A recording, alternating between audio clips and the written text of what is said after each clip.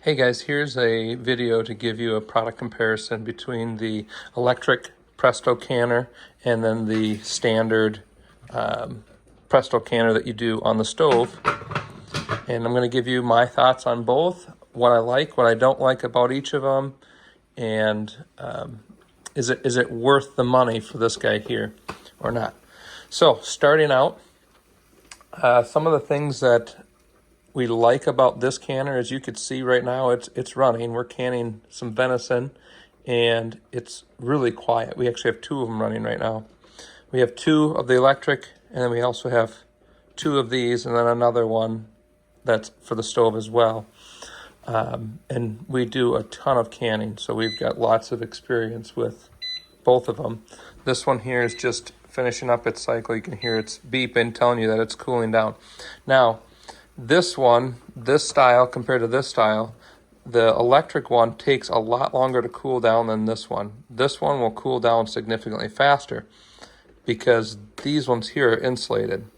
Now the positive to that is they're insulated, which means they will be a lot more energy efficient. So they're not going to use as much energy to heat up and keep warm. Also with this one, when we put the weight on, we have this, we're missing the little plastic thing here, but when you put the weight on here, this thing will sit here and make a ton of noise as it goes back and forth, letting heat out.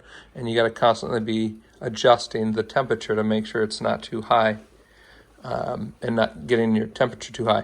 Now, this is the weight that comes with it. I would recommend getting this weight for this canner, and I can leave a link in the description for you. This one, you can take off the weights. There's two of these little donuts. And so based on your elevation and what pressure you're wanting to keep it at, one of these will keep it right at about 11. Two of these will keep it at 15. If you take it off, that'll keep it around that 6 PSI mark. So it makes it a lot easier to regulate your pressure. So this, if you're using this canner, this is a must in my opinion.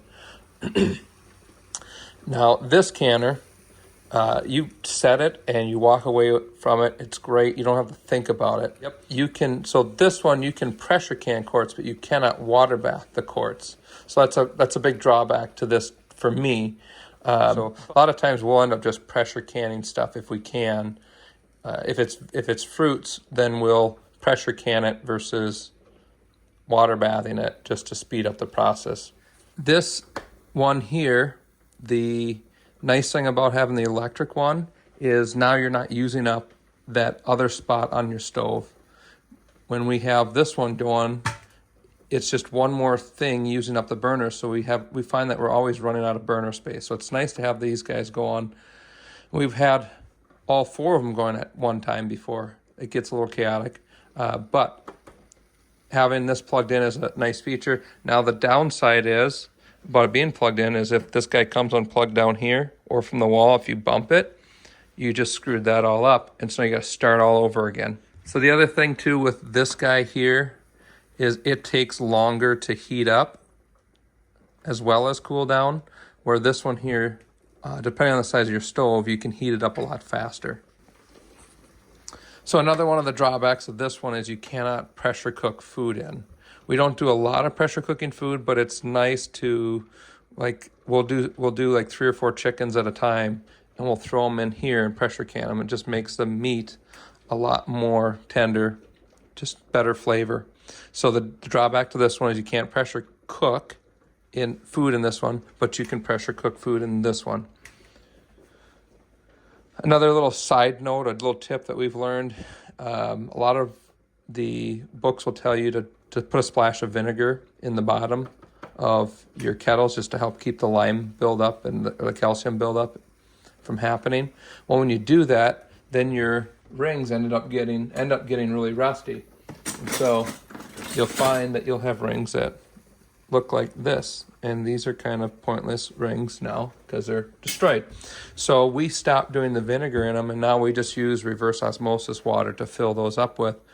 Or you can have get one of those little Brita pitchers with a filter, and you can use that to fill it to help get rid of the minerals from depositing on the pressure canners. You know, a lot of times when we're canning, it's a hot summer day. These things, I mean, I can touch it, right? And it's not so hot that I can't touch it. This one gets extremely hot. So this does not let out a ton of heat. Like our house doesn't heat up nearly as much when we're running these as when we're running these. So on hot summer days, these are definitely a go-to for that. So this guy here, if you're pressure canning, you can get 8 pints and you can get 5 quarts in it. If you're pressure canning with this one, then you can get 7 quarts in here and 22 pints. So you can get significantly more pints in this one than you can this one, and that's because you can do it too high in here. This one you do not have the room to go too high. So another nice plus to this guy here is I now have another kettle that I can use. Well, I've got a couple of them, so I've got a couple of kettles that I can use for cooking sauces down or whatever. So when it comes down to it, is this guy worth the extra money? I would say it depends on your circumstances. I'm happy that we bought him. What I would love to see is them come out with a bigger model than this, one that I can water bath quarts in as well. If you're just getting into canning, I would probably say I would go with the cheaper option, although they're not very, I mean, I think we paid like $40 for this thing, and now I think they're closer to 100. They're not that cheap anymore, but I would probably go with the cheaper option if you're going to be an occasional canner, or you want to can and you also want to try pressure cooking food. Definitely go with the stovetop version. Get that different top, the different weight on it, so that you can set the pressure. Otherwise, it's really finicky and hard to keep the pressure set. If you can a lot and you find yourself that you're running out of stove space and you do a lot of pints and you do a lot of quarts and you're doing a lot of pressure canning, then for sure this one is worth it. Just for the sake of just set it, forget it, and walk away from it. So when you turn this guy on, you hit the enter button, it'll get into warm-up mode. Once you get it all warmed up, you hit the go button.